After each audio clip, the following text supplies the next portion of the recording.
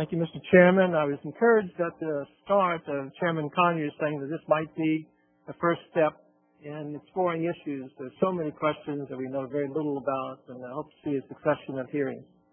My statement starts with a little bit of a history back in the 1960s and 1970s, where the administration was conducting domestic surveillance, and they are conducting it under the same grounds that we talk about today, under inherent power of the president to take certain actions to protect the American people. That theory of inherent power was litigated in the Keith case, in both at the district court level, and the Sixth Court level, and the Supreme Court level. The court says you don't have that power. That's the power. You're talking about a power that King George III had. And that's why we had a Declaration of Independence, and that's why we had a War of Independence, and that's where we broke, and that's why we have the Fourth Amendment. All of this led to the FISA statute of 1978, including a very important judicial check. The administration defends the terrorist surveillance program on statutory grounds and constitutional grounds. The statutory ground, namely the authorization of use of military force, I don't think was ever persuasive.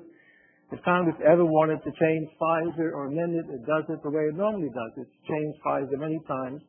You bring it up, you know what you're talking about. You don't change a law by implication, which is what the argument would be with the AUMF.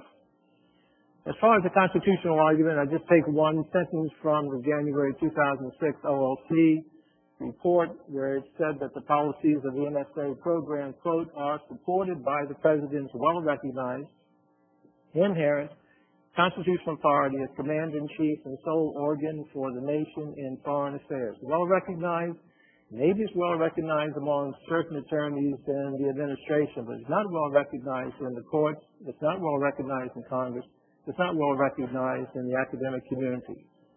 Inherent, we're all familiar with express powers, implied powers. Those are drawn from the Constitution. The danger with inherent powers, and you don't know where they're being drawn from. Inherent powers, the invitation to act outside the law.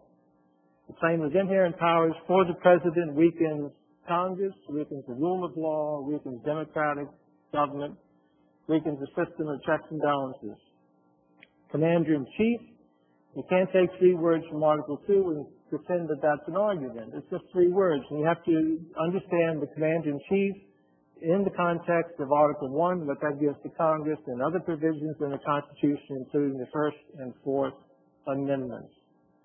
Sole organ, I hope whenever you see that word sole organ in legal analysis, you'll be suspect about the credibility and the honesty of the analysis, because it comes from a speech that John Marshall gave when he was a member of the House in 1800, and nothing in John Marshall's statement ever implied anything to do with plenary, exclusive, independent, or extra-constitutional presidential power. It's a misuse of that statement, and it's a misuse of where it was later distorted in the 1936 Curtis Wright decision. I talked about briefings and consultation. They're very constructive. If you're getting briefed about a program that's legal, if you're getting briefed about a program that's illegal, you're just getting briefed about an illegal program. The briefings do not help that. The Gang of 8, I think, was the wrong procedure. The Gang of 8 is for covert actions. The terrorist surveillance program is not a covert action. What happens when members of Congress are briefed? Can you tell a member that we're briefing you, but you cannot talk to anyone else, you cannot talk to staff who have clearance, etc. The executive branch doesn't control Congress. You control yourself. You have to protect your own powers and prerogatives and institutions. I think the same principle would apply to the FISA court. I think the fact that you agreed 2 chief judges in a row, I think was not a good procedure. I think the court knows that Congress, by statute, provided for judicial checks, and you cannot brief one judge. I think all 11 members of the court should have been briefed, and then they decide what to do.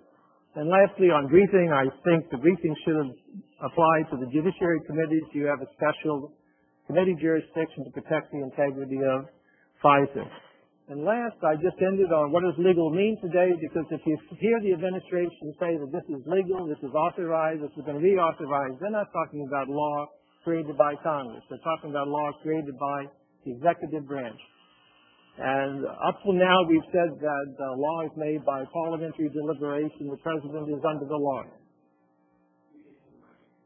Up till now, we said that the law is made by parliamentary deliberations and that the president is under the law, not above the law. So we have a different system. I think one deserves that very close scrutiny by Congress. Thank you.